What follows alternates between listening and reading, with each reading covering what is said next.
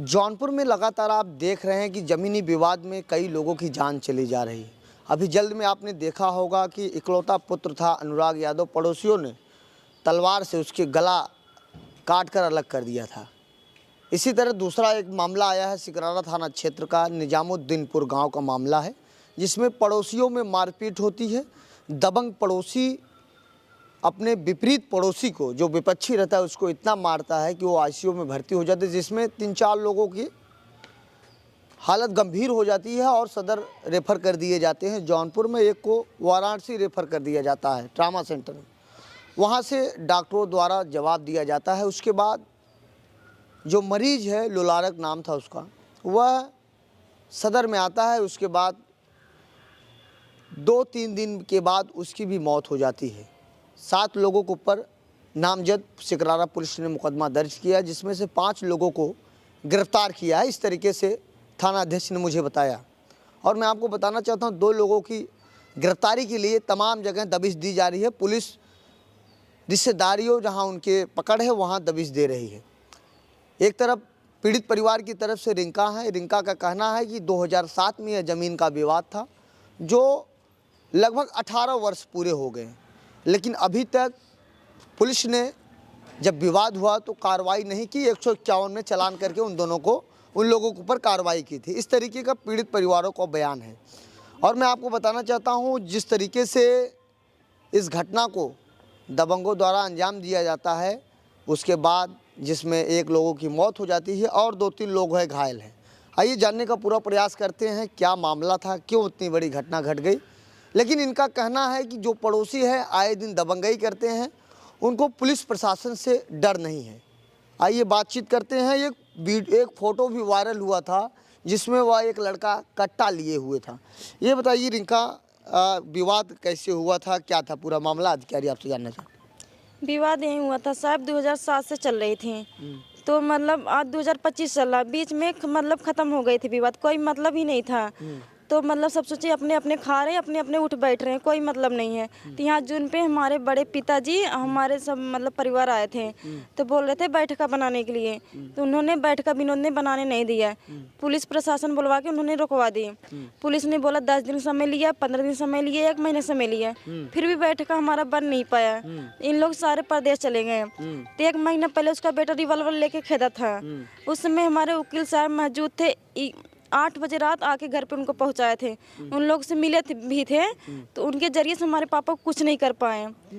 तो उसके बाद आज मतलब 6 जनवरी को यहाँ 4 जनवरी को पहले राजा राम, एक उमेश प्रधान है, उसमें विकास सिंह, इन लोग मतलब खसी खाते हैं। विनोद देता है, एक खसी लेके जाते हैं, इन लोग खाते हैं। आपका कहना है कि जो आपका विपक्षी है, जो आपके बड़े पिताजी को मारकर मौत के घाट उतार दिया, वह बकरी पालन किया हुआ है, और जो प्रधान वहाँ के हैं उनको आए दिन बकरा देता रहता है एंजॉय करने के लिए। उसके बाद वो खाता पीता, इसलिए हम लोग को देखने हमारे साथ पक्ष में नहीं रहता। प्रधान जी है, आज यहाँ पे एडमिट हो गए 8 दिन तक, लेकिन प्रधान देखने तक नहीं आया, न पूछने तक आया। मैंने उसके पास फ़ोन किया, हमके चचा ऐसी बात हो गई, आप आओ यहाँ पे। बोले 1-2 बेरी मैंने फ़ोन मिला, 3 बेरी, तो बोले कोई जज कलेक्टर नहीं हो जो मैं एक बेरी फ़ोन करने से मैं आपके पास आ जाऊँगी।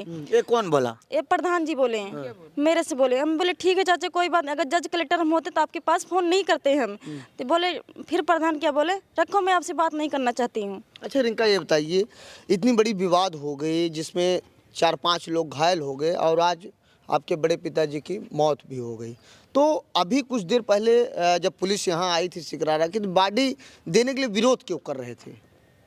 देने के लिए विरोध हम इसलिए कर रहे थे कि हमारा मतलब हमारा कोई सुनवाई नहीं हो रही थी, इसलिए हम सोचे जब तक हमारी सुनवाई नहीं होगी हम तक बॉडी नहीं छूने देंगे हम। अच्छा आप बताइए, बिना सुनवाई के आप कह रहे हैं कोई कार्रवाई नहीं हुई, आपका FIR दर्ज हो गया, उसमें 5 आरोपी भी आज गिरफ्तार हो गए, 2 आरोपी और उनकी दबिश दे रही है, तो आप चाहती क्या हैं? हम चाहते हैं उनको जेल भेजा जाए और सख्त से उनको सज़ा मिलनी चाहिए, ताकि दोबारा ऐसा काम करने से पहले एक बार सोचें कि हाँ कि हमें सज़ा मिली, दोबारा हम ये काम न कर सकें हम। अच्छा 6 तारीख को जब आपके घर पर घटना हुई थी, जो आरोपी हैं 7 लोग, वो बिना पूछे पाछे मारपीट करना चालू कर दी? बिना पूछे पाछे हम लोग बट्ठल जला के खाना पीना हम लोग खा के सोने जा रहे थे, बट्ठल में आग जलाए थे, हम लोग हाथ सेक रहे थे, तो विनोद दारू पी के आया, गाली दे रहा था और राजाराम घर गया, राजाराम उनको साली सलाह दे दी, तो वहाँ से आया तो रात दारू पी के उसको फैमिली वाले, हमारा दरवाज़ा खुला था, हमारे बड़े पिताजी बाहर बैठे थे, मेरी मम्मी पानी लेने जा रही थी बाल्टी को, उसको वहाँ पे विनोद हमारा गाय छोड़ के हाँक दिया था, तो मम्मी हमारी गेट पार से बोली हमारा गाय क्यों, मतलब कुल तो कही थी गैया कहाँ के हमारा भागत है, तब विनोद इतने में अपने साइड मुंह करके मम्मी बोल रही थी, उसके पीछे से जो मतलब घर की थी, उनके बेटी थी, औरत थी, बहू थी, सारा कुल्हाड़ी से पीछे सर में मार दिया, मम्मी वहाँ पे गिर पड़ी, हमारे बड़े पिताजी अपने मड़हा में से निकल रहे थे, उनको भी मड़हा में वहीं मार दिया, और हमारे पापा जी खाना खा रहे थे घर में बैठकर, वहाँ पे उनको घर में घुस के आके उन लोग को उठने भी न दिए, ऐसा किया उनको घर में रोटी खाते समय उनको मार दिया टिंगारी। तो अभी आप लोग यहाँ एकत्रित हैं, ये 100 गृह है, यहाँ बॉडी रखी गई है, क्या चाहती हैं आप लोग? हम बॉडी हम यही चाहते हैं साहब, उनका हमारा हमें भी उठा मिल जाए, न्याय मिल जाए, हम ये न्याय के लिए हम सब ये सब कर रहे हैं। अच्छा, लगातार आप जब बता रही दौड़ रही थी, आपकी कार्रवाई नहीं हो रही थी, अभी आपकी तरफ पुलिस भी आपके यहाँ मौजूद है, आपकी मदद करे, क्या लगता है आपको? सर अभी तो कैदी जो है मुजरिम तो आया नहीं हाथ में, वो तो खुले में ही घूम रहा है। आज 8 दिन के बाद 9वां दिन में लुलारक का जो 9:40 में उनका प्राण निकला है, तो अभी तक प्रधान ना देखने आया, ना फोन किया, ना प्रशासन तो आ गई है सर, वो नहीं आया, और ना तो वो कैदी पकड़ा गया है, जनानियां पकड़ी गई हैं, जो बंदा मारा गया है वो बंदा नहीं पकड़ा गया, जो इसने मारा है मेरे घर वालों को वो पकड़ा जाए और जेल भेजा जाए और सख्त से सख्त कार्रवाई की जाए, फिर हमें तसल्ली है। अच्छा रिंका, कितने लोग घायल हुए थे इस मारपीट में? घायल तो हुए थे साहब 5 लोग हुए थे, 4 लोग गंभीर हालत में थे, 3 लोग गंभीर हालत में थे, 2 लोग कम चोटें आई थी, और जो 3 लोग गंभीर में उसमें हमारे एक बड़े पिताजी लोला रघुनाथ थे, और हमारे पिताजी राम आश्रय थे, हमारी माता राजकुमारी थी, 2 लोग तो ठीक है, उनको मैं घर भेज दिया, और हमारे बड़े पिताजी आज यहाँ पे एक्सपायर हो गए हैं। तो अभी आप लोग बॉडी मोर्चरी हाउस में है, यहाँ से पोस्टमार्टम होगा, उसके बाद आप लोग बॉडी दाह संस्कार करेंगे, घर ले जाएंगे? नहीं साहब, हम घर लेकर जाएंगे, हम घर ले जाने के लिए इसलिए हम रुके हैं, पोस्टमार्टम होगी मट्टी, इसके बाद हम घर लेके जाएंगे, तो वहाँ से जो होगी तो वहाँ से होगी। तो यह पीड़ित परिवार हैं, और मैं आपको बताना चाहता हूँ निजामुद्दीन गांव का यह मामला है। 6 तारीख को विवाद होता है, 7 तारीख को FIR दर्ज होता है, उसके बाद पुलिस आज जिसमें मारपीट हुई थी, 1 लोगों की मौत हो गई है।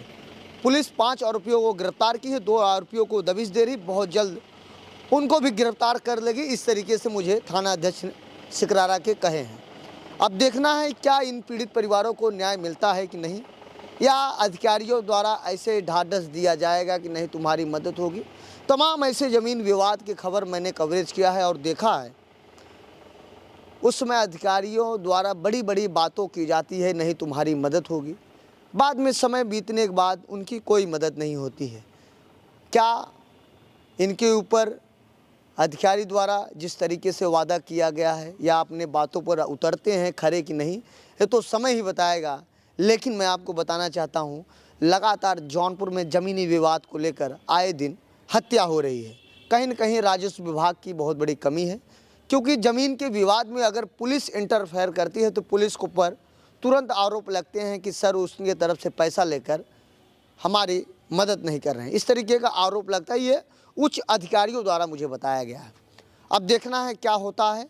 अभी तो बॉडी लोलारक की जो इनके बड़े पिताजी थे, उनकी बॉडी मोर्चरी हाउस में, पीछे मोर्चरी हाउस है, पोस्टमार्टम होगा, इसके बाद ये लोग कह रहे हैं घर पे लेके जाएंगे, फिर उसके बाद दाह संस्कार करेंगे। फिलहाल 5 आरोपी गिरफ्तार हैं। ऐसे ही आप देखते रहिए आज़ाद VIP न्यूज़ को। जय हिंद।